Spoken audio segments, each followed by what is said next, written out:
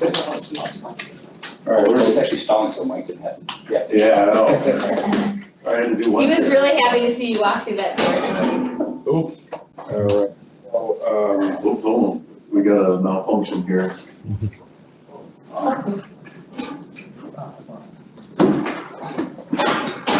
we go. You got it? Yep. Good, good. What maneuver there, Dan? I won't touch it again. What are the So insurance? much for stretching out. It is kind of weird. Conference. All right. We're covered. So today is We do. Tuesday, February 24th. Time now is 2:04 p.m. Welcome to the ErieNet Local Development Corporation Board of Directors meeting. I'll take a quick roll. Jason Keating. Present. Dan Castle. Here. Mike Breeden. Here. Legislator Gilmore. Here. Mills. Here. Mark Byer. Here. We do have quorum, but absent is. You forgot me. So, oh, I'm sorry. That's all right. My friend Mark Cornell. My friend Mark Cornell, present. All right, so Toth is absent, And Elizabeth? Elizabeth and. I don't know. Skipper. All right.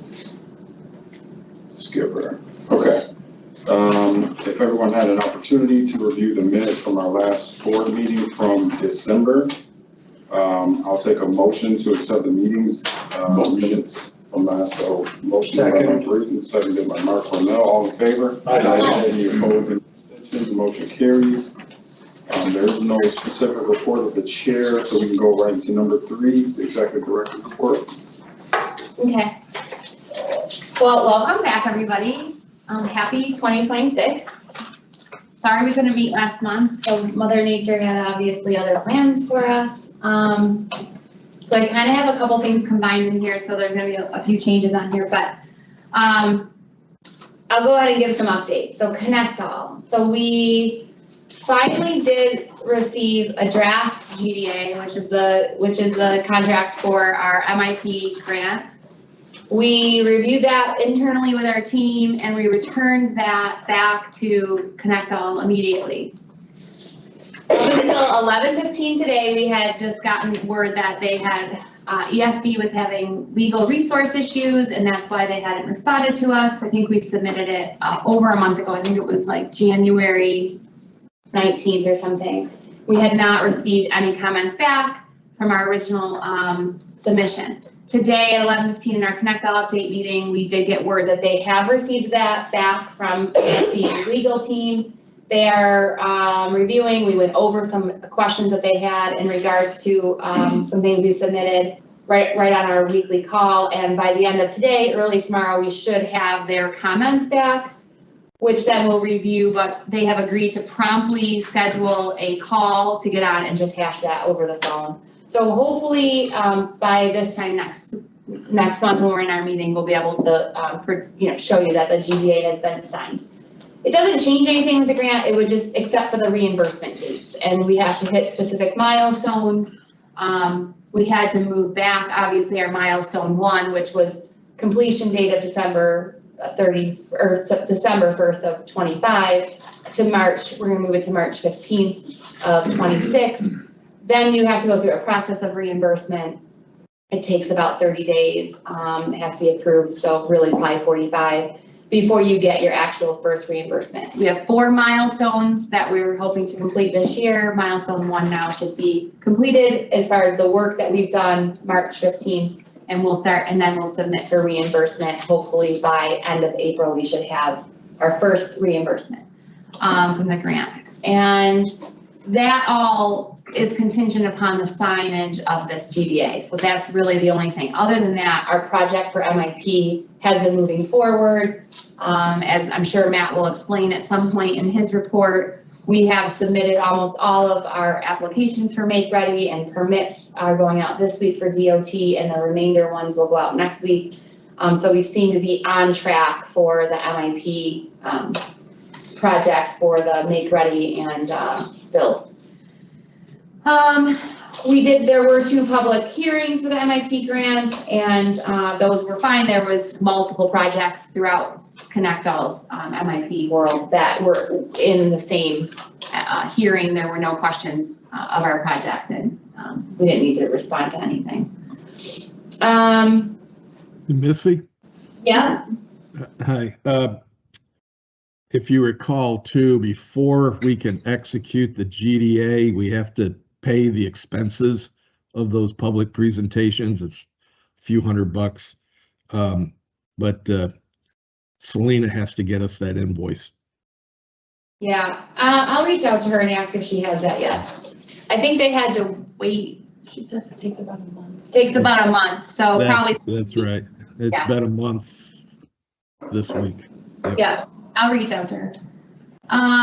We are in the process of our annual audit. If you recall, each year Joshua Malecki does our audit. We are in that process. It takes a few weeks. We met with the auditors today to do sample what, like where they ask us a question, we pull up our bank accounts, we show them the process that we go through. And if they have any, questions for us, they said that the audit is going very well. They expect to have that wrapped up in the next week or so. We'll have a closing meeting with them next week where they'll go over everything, and then they are planning on coming in and meeting with the audit and finance committee next month before and giving their presentation to them over how the audit went. Nothing really big came up so far. This is the only thing, you're not seeing the financials in this report this month because we have not closed out 2025 per se. With construction, we get a lot of the invoicing post 2025, and there are a lot. And so ECC had a change in their make ready and invoice person. Holly has left ACC, and so that was right at the end of the year as well. So with that, and then I'm training on someone new, we did have some invoices that we had to go out and find. And so we worked out with our accountants that they would like to submit a complete financial for this month in the next month's meeting, and I think that's better. We did have to put an end date to 2025 because we were in the middle of the audit, but we anticipate that will probably happen every year in January just because of construction and the timing of invoices and work that's being done. A lot of times the contractors are invoicing us for 2025 work a couple months later, so. That's why you don't see the financials, but we've submitted all the financials to them. They're just gonna hold the reports until they're complete. They were also on with our auditors today, and all of that went well. What else? So we did have, and you're gonna see the Buffalo Public Schools RFP response is gonna be in there because we have to submit that to the ABO. We did submit a bid for the Buffalo Schools RFP. We had timing issues. They had a very short timeline of when we could be up and running, which would have been June of 26, and their bid came out in December. So the bid closed since we haven't met. The bid did close and we haven't heard from them. We're assuming they didn't. They came back with a question because we had, in our bid response, we had given them an alternative for us to start which was allowed for us to start the service later, and then you pay for the 1 year of their service, which we worked into the construction cost. They came back with a few questions on that, but we never heard back from them, so we're assuming we were not awarded the bid. I think they'll probably just go with who they use now, Crown Castle, but we'll see. We did ask if they would consider, I can't remember whatever years that they had on that RFP, but we asked if they would consider shortening that RFP to less time so that we'd have able to respond in a couple years, and I'm not sure they did. So you'll see that in for your consideration. We're probably not going to get it, but because we submitted the bid response, we have to submit that to ABO. Also, we were going to be responding to a BOCES RFP, but the timing, again, not great for ErieNet, so we chose not to respond to the BOCES. It was going to be, I think, a few different schools, but unfortunately, since our network is not done yet, we don't meet this timing. But those are only for a few BOCES schools. Those BOCES are, they come up at different times for different school districts, so we should be in better condition for the next response. And then this should say 2026 annual meeting, not 2026 meetings. Just wanted to give everyone a heads up.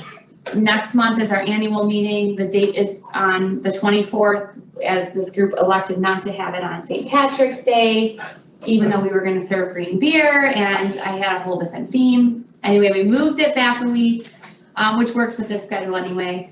We're gonna be meeting, the governance and the audit and finance committee meeting, or committees will be meeting in this room at 12 p.m. on that day. Lunch will be served. There'll be leftover lunch, so if any of the other members wanna come early, you can come grab some lunch, it'll be in here. Then we'll have the member meeting, which is with the county executive. That meeting will be in here as well. Actually, one of the committees will be in here and one will be in the other room. He is available. I've asked if he wants to speak. We'll see. But as of now, we're planning on him just doing the member meeting, and we'll have that in this room. And that's when there's a few procedural things he has to do annually, as well as reappoint any of the at-large members and any new member we may be considering. Oh, look at, there's an error right there I just caught. At 1:15, we'll have the annual presentation. Actually, that should be 1:30. What is wrong with me? What did I submit? That's how it was last year. Oh, it was at 1:15? Mark's is really quick. Okay, we'll keep it at 1:15. 1:15, we'll have our annual presentation, which will take place in the other room across the hall. We have asked NFTA, ECC will be doing a presentation, updating you on the build.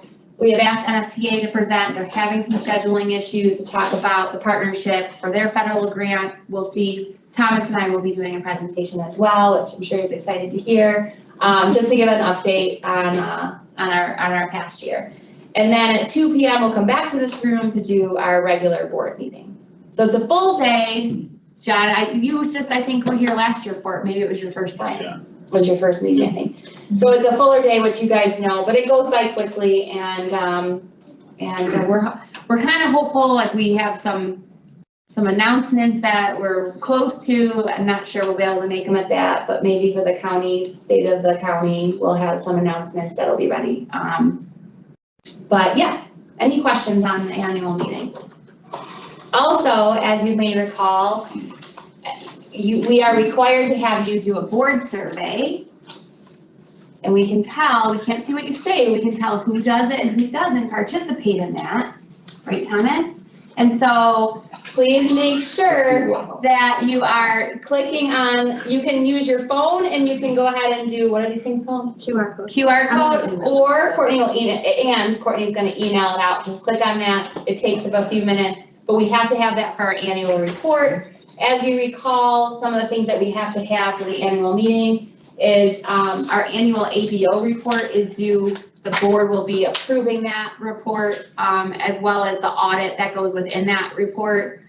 This annual survey is a requirement of that. So we appreciate you taking the time to do that so we can submit it in full.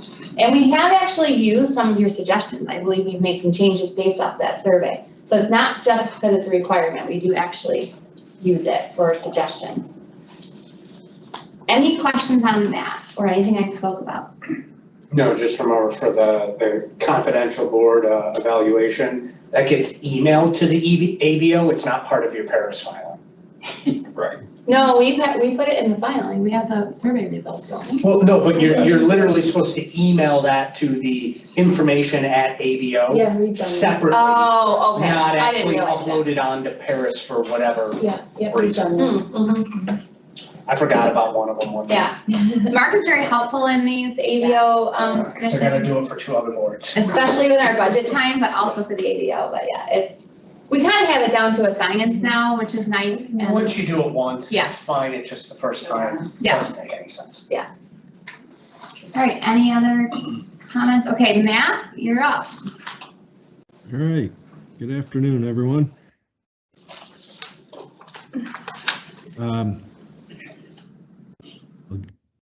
Missy touched on many things here. I'll give you a quick update on permitting.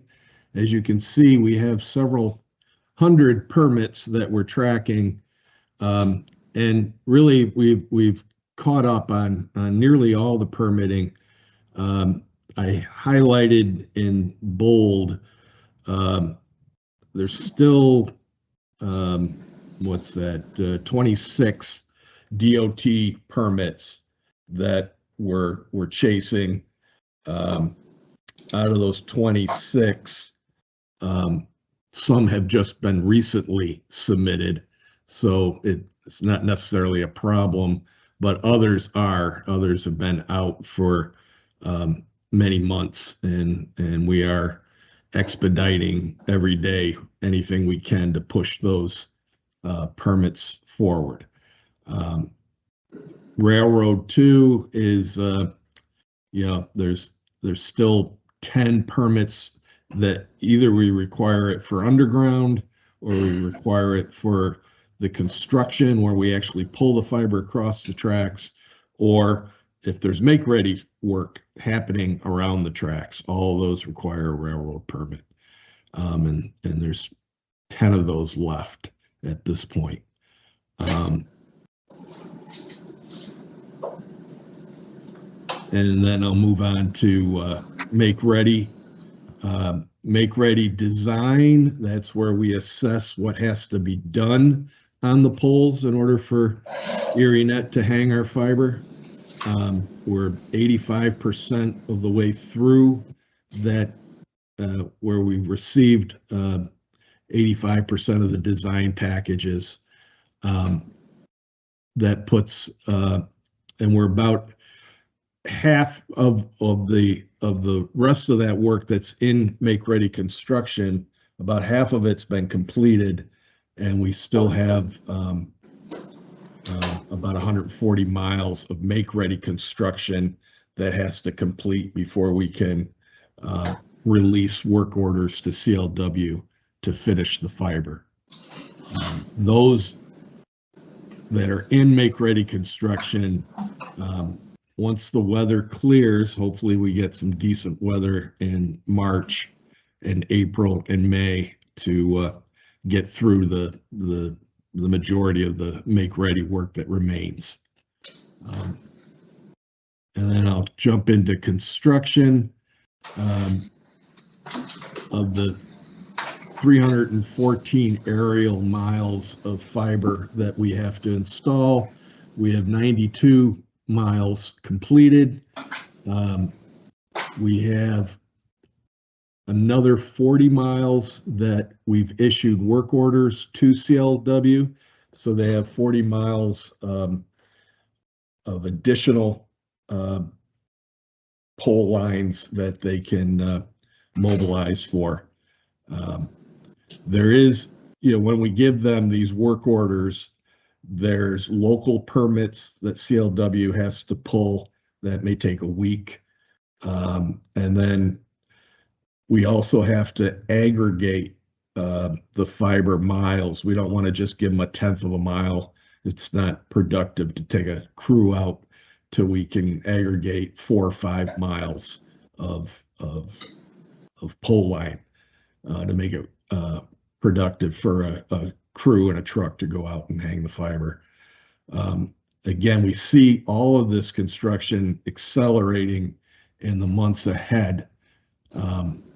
I have the beginnings of our construction schedule here. And there's a little, the numbers don't quite align. We're showing 347 miles of fiber that has to be installed in total, which is a little different from this number, 338. And it's mainly just the way these sections overlap. So there's a little bit of duplication of mileage, but in general, this is how the major segments of the backbone are being built. And this is how we see the order progressing through the rest of the year.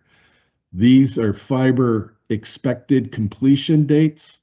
And again, I caution everyone that this is a forecast, and like any forecast, it's going to be updated.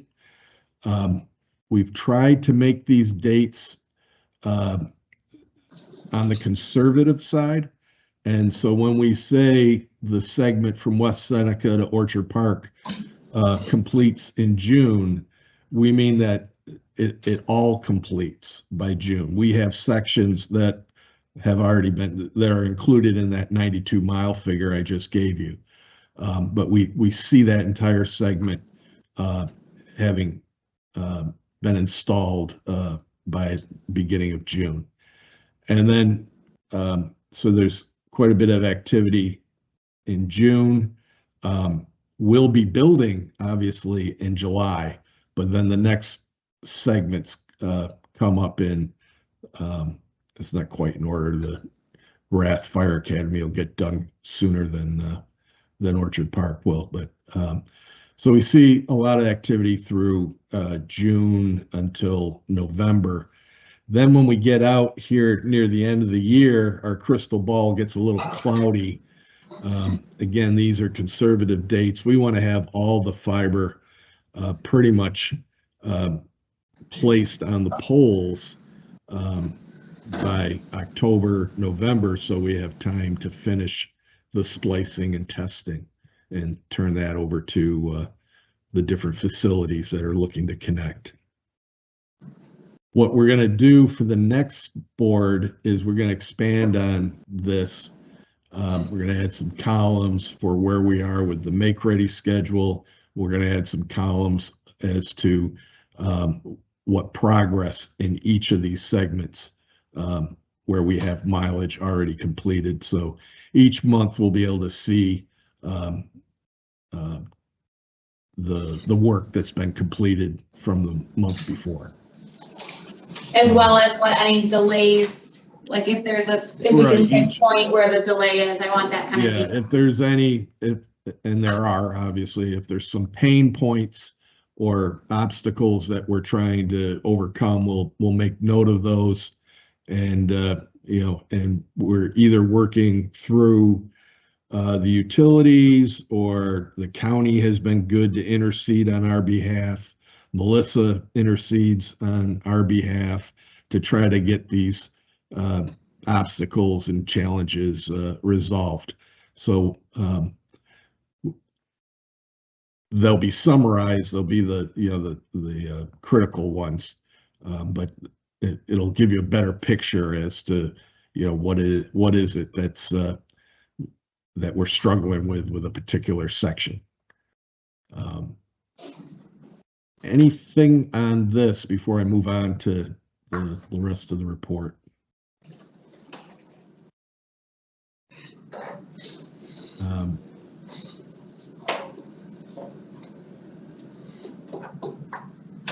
We do have a fair amount of underground work that we're anxious to release once the snow melts and the ground thaws out a little bit.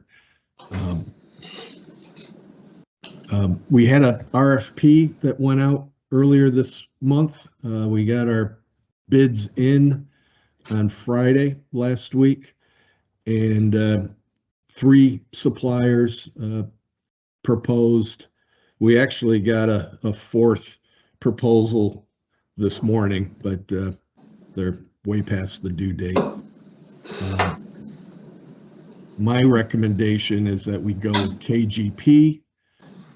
They're supplying Corning fiber, which is, the Mercedes of fiber cables.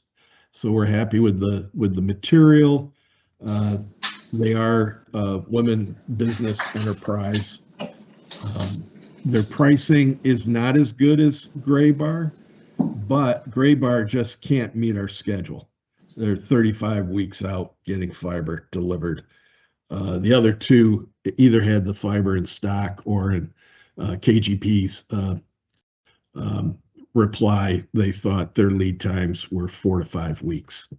KGP is also a fiber supplier for Southern Tier Network, and I believe Jeff Gasper over at Southern Tier had alerted Missy that we should make sure KGP got invited for this bid, and so we did. And they, again, have competitive pricing and the right cable manufacturer and the right delivery timetable. And just also some context on that, Matt, is that across the state, because I sit on that, the fiber network group, across the state, they are having trouble getting fiber. And so I think we're lucky that we still have the ability to get this within 4 to 5 weeks. And Jeff did recommend them. We sent it over to him when we put out the RFP. And he actually got his earlier than expected, and he's happy with the company, so it was good all around. Missy, how many other networks or LDCs, whatever, are painting fiber right now across the state? So they're having a hard time getting fiber. Yeah, I We're not mean, the only ones, obviously. no, but across the country, just because of the broadband projects, but, a lot of them are taking advantage of the MIP program, Right. most of them are counties. I'd say there's probably 7 or 8 active projects right now. And, I believe everyone, and maybe not the North Country one, but are utilizing the MIP. Actually, I think they all are doing MIP, so it could be even a few more than that, I don't know, there's a lot of people on the call, but some of them are together. That's a good question, Dan, I'll find out, a lot. Yeah, Yeah, I think it's more in the 10 to 20 range. Oh, that would be helpful, just to know that we're not doing this by, on our own. We're not like an island thinking that we're gonna do this. Oh, yeah, far from it. Across, yeah, I think that's important to note at the. Maybe we'll highlight that at the in the annual annual meeting. meeting. Yeah. I think see how we fit in with what's going on across the state. Yeah. People tend to forget that, you know, other counties going through the same thing. Ours is by far one of the largest, but, Is it? one of them, a lot of them have actually had to peel back theirs because they're on the ARPA 100% timeline and they weren't able to get their projects done. Because they're having the same issues as us with the delays in the construction and make ready, especially if you're in a national grid area in NICEAG. So STN's network in the southern tier is lucky because they don't have these delays because they have a co-op. And so, they are the only project, I think, that has been they're one of the only projects that have finished one of the MIP projects, let's just put it that way. And it's only because they are in a co-op situation. Are we all glad I made everybody go through that hassle, Yeah, huh? for sure. I was just thinking that. Cause it was a hassle. I'm not gonna say it wasn't. Worked out. I'm worried about the MIP stuff. I mean, cause they keep pushing the timeline back, but you can't Mm-hmm. extend it on the back end, so. Well, I can tell you that every single project, there is not one person, maybe with the exception of STN, who feels that they will finish by 12/31. I mean, I think we can still confidently say that, but we were way ahead of a lot of these projects, but we're one of the last ones to receive an MIP But grant. then what does the state do? Because that money has to be expended, so does it just disappear, or is it just a pumpkin? That's the number one question everyone's asking. So it'll be interesting, and I think they're already looking for ways that they can extend it. I mean, I don't think they're just sitting back, because I mean, we have weekly calls, and we have to give progress updates, and they've given us outlets where we can send over, let's say we're having some delayed applications with our MIP grant for National Grid. We can send them the application number and they go out and say to National Grid. We can send them state DOT permits that are being sat on, and they can go to the DOT on our behalf. Now, they can only do that for MIP, but they are recognizing and probably using our regular backbone project as an example of how long it is taking to get through there. And not only how long, but how much money it is. It is way more expensive than it ever has been. I think Joe Starks gave me an example where it used to be like $20,000 a mile to paying fiber, and now we're in the $100,000 range. It's really expensive, and there's a couple. Is it all supply and demand? Well, no, but there's money out there, and they have aging infrastructure, and they charge you as a customer to pay for that. Like we do maintenance, and they're not using that maintenance money to upgrade theirs. So when we go in to do a make ready and we go to a pole and they recognize that it's 100 years old and it needs to be replaced, then they're charging that money to replace the pole back to this project. At the same time, they're taking what that's costing them and they're adding it to a rate card. So they're almost double dipping. So I could go on and on about this. This is like the bitch sessions that we go through with these, a statewide thing, but there's a lot of money, and I've asked ECC to get me those figures. There's a lot of money that we're paying just to the utilities. I want to highlight that. And then they just increased their rate card, and I'm sure you guys all see that we're paying an extraordinary amount for our grid right now. And, you know, it's just insane. So whatever ECC, I mean, we're doing okay with our budget, because we've had to make some adjustments, and we've been able to increase the money. We found some more money, but, you know, what the study back, in 2019, what the cost was gonna be is nowhere near what the cost is, just because it's been unbelievably increased by these utility rates, so. Anyway, I didn't mean to walk my Never let a soapbox. good crisis go to waste. Yeah, Oh, yeah, snowstorm, let's jack up our rates 700%. yeah. All right, sorry, Matt. No, that's fine. So there is a resolution on the cable purchase. Back in 23, a couple of years ago, 3 years ago, we had a not to exceed budget for fiber cable of $1,975,000. And to date, we have a balance of about 125,000. And if you look at KGP's quote, the estimated quantities were supplied by ECC. And mainly where you see 10,000, that represents like half a reel. And that was mainly just to give them an order of magnitude to price the cable. We probably won't need any. We have a pretty good inventory left of 12 and 24 strand cable. And we bought 576 strand ribbon cable earlier this year. And we think that's still sufficient for what we need. So out of that 105 projection, we're probably really just buying the 48 and 96. That's going to come in more like $75,000. So we're probably good on the $1,975,000 resolution, but excuse me, I did want to, in today's resolution, just take that $1,975,000 to an even 2 million, bump it up by $25,000, just so we have headroom if we do identify an area. Maybe it's City Hall, perhaps might need some ribbon cable. I'm just using that as a what if. And we'll want to, or maybe we'll want to reinforce the backbone cable coming into City Hall, so we'll need more 288.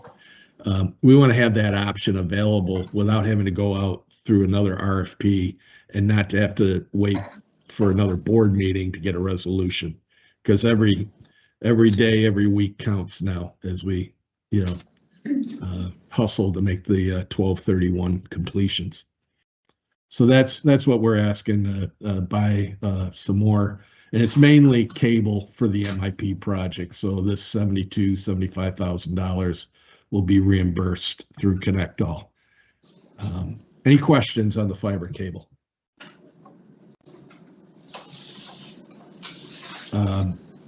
Is the Corning fiber made in New York?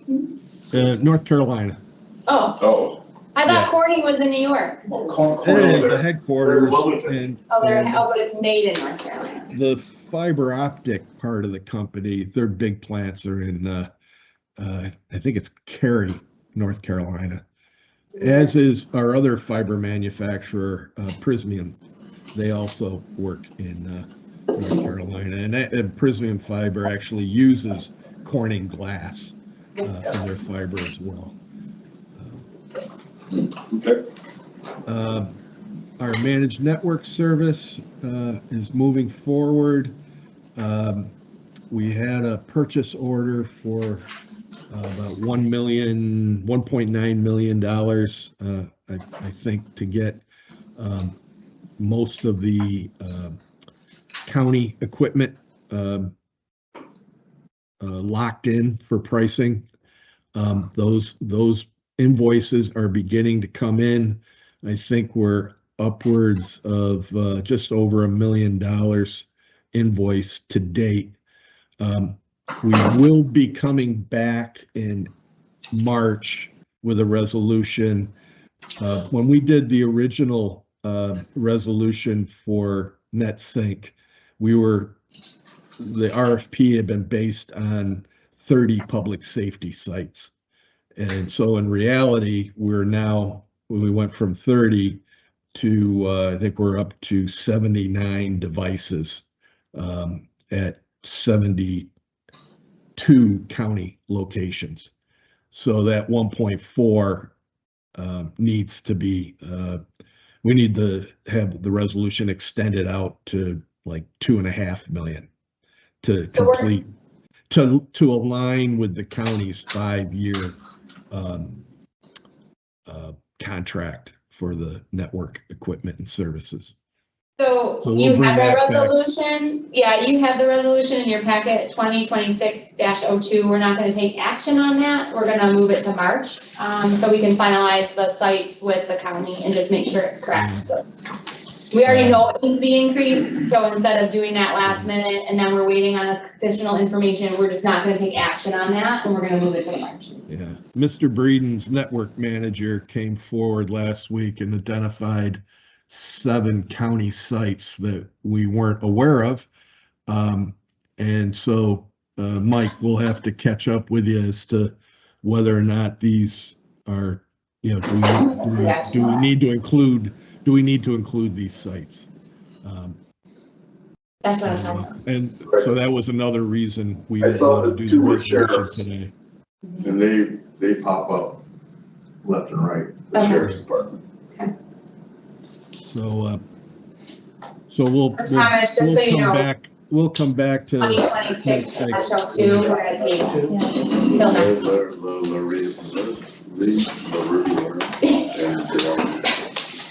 But then again, they put one out. I think Melissa hit all the highlights on the Connect All that I have here. Yeah. Again, we're anxious to get that GDA signed. There's another resolution today for Buffalo Public Schools. We knew it was a long shot, but we thought it was important that we give the city or the city school district a proposal so they know that they have an option that will come up for renewal in 5 years. And so, we'll be in a good position at that point to quote it again. But I think they took the easy way out. They had an incumbent that really didn't have to build anything. All they had to do is renew the terms. So that proposal is to satisfy the ABO reporting, that resolution, I should say. We have another resolution to update the Erie County IRU and M&S proposal. We added the Bill Stadium as part of the MIP project. They're funding that station for the fiber build. And the county wanted, in our IRU language, there's non-routine maintenance. So if there's storm damage or an accident or a water main break or something that is not covered by the routine maintenance recurring charge, then all subscribers that are affected by that event pay a prorated share of the repair. Well, both the city and the county, that for budgeting reasons, they don't like to have unforeseen budget liability. So the solution we came up with is that we'll charge a fixed non-routine maintenance charge of $950 per month per site. And that is the same charge that we're using for the city of Buffalo as well.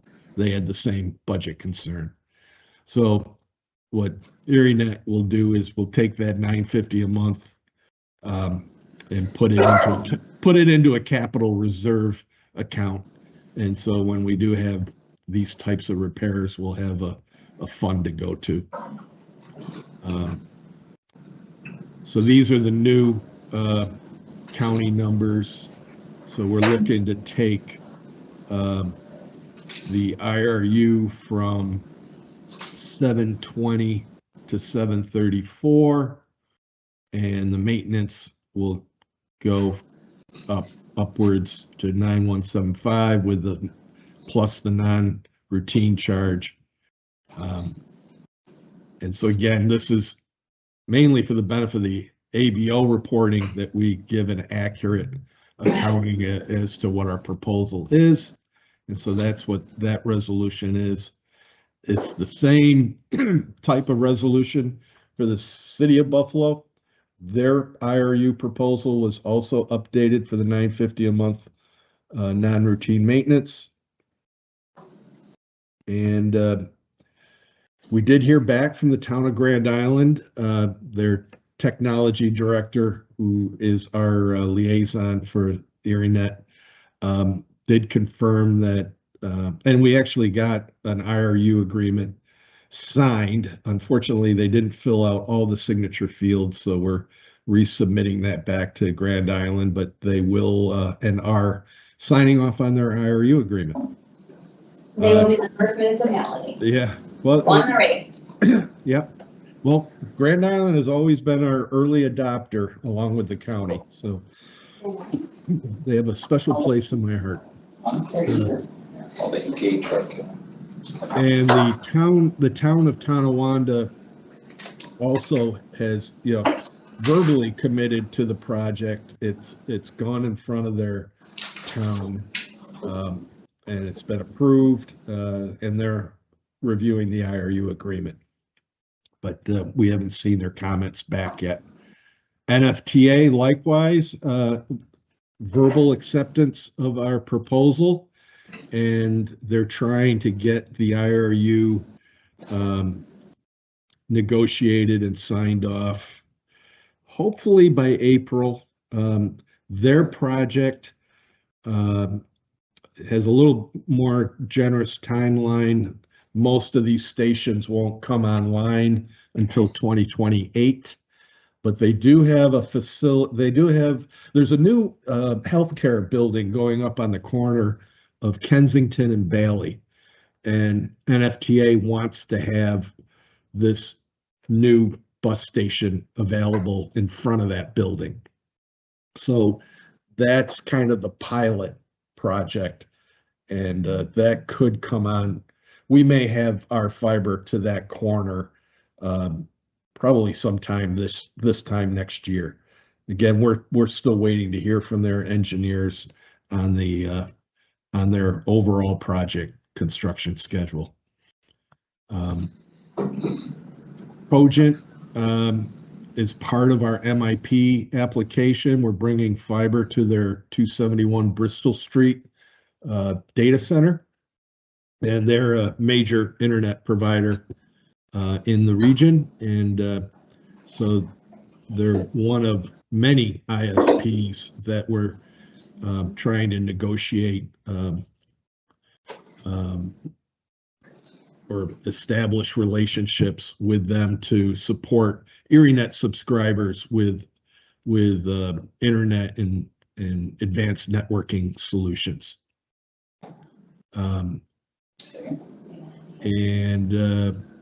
Like I said, can't really name the carriers at this point. We're under NDAs and we're still in the negotiations, but there has been some strong interest expressed, and we are working out proposals with several of the carriers. So hopefully, as Melissa alluded to, we'd like to make an announcement in time for the county exec's state of the county, if not sooner, but we have to respect the carriers' caution for making that public. But more on that hopefully next month. That's my report. Any questions? Happy to take up. Thanks, Matt. Yep. So Thomas, I guess you just say that there's be no action on 2026-02 and it'll be moved to March. Are we can formally table it? Yeah, either way. So let's move on to number 4. We have governance committee today before this meeting? Yes. Mike, you got a report for us? Yeah, basically, the governance committee met without Mr. Toth, he was absent.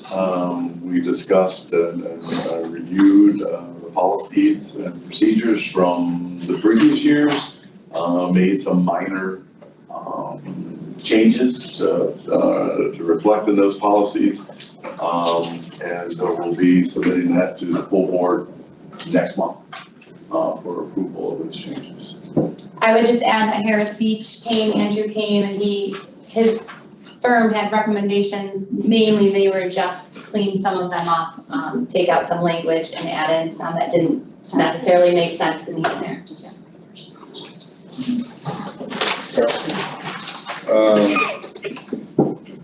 Number 5, there's no unfinished business, no new business, so we can move right into our resolutions for today. We'll start with Resolution 2026-01, resolution of the Local Development Corporation ratifying and confirming the issuance of a revised customer proposal to the County of Erie, and 2, making certain additional findings as required by the New York State Public Authorities Law relating to the disposition of certain property owned by the corporation to the county. I'll take a motion. Motion approved. Second. Go more quickly, my briefing discussion. This is the one, Matt, this is just showing the maintenance change and then additional sites for the county. Any other questions? All in favor? Aye. Any opposed, any abstentions? Motion carries. For number 2026-02, I'll take a motion to table this resolution. Second. Second by Legislator Mills. Any discussion? All in favor? Aye. Any opposed, any abstentions? Motion carries to table 2026-02. Resolution 2026-03, a resolution of the Local Development Corporation, 1, ratifying and confirming the issuance of a bid response to the Buffalo Public Schools, and 2, making certain findings as required by the New York State Public Authorities Law relating thereto. I'll take a motion. So approved. Take a second. Buzzer. Any discussion? All in favor? Aye. Any opposed, any abstentions? Motion carries. Resolution 2026-04, resolution of the corporation ratifying and confirming the issuance of a revised customer proposal to the city of Buffalo, and 2, making certain additional findings as required by the New York State Public Authorities Law relating to the disposition of certain property owned by the corporation to the city. I take a motion. So moved. Second. You, seconded. Any discussion? All in favor? Aye. Any opposed, any abstentions? Motion carries.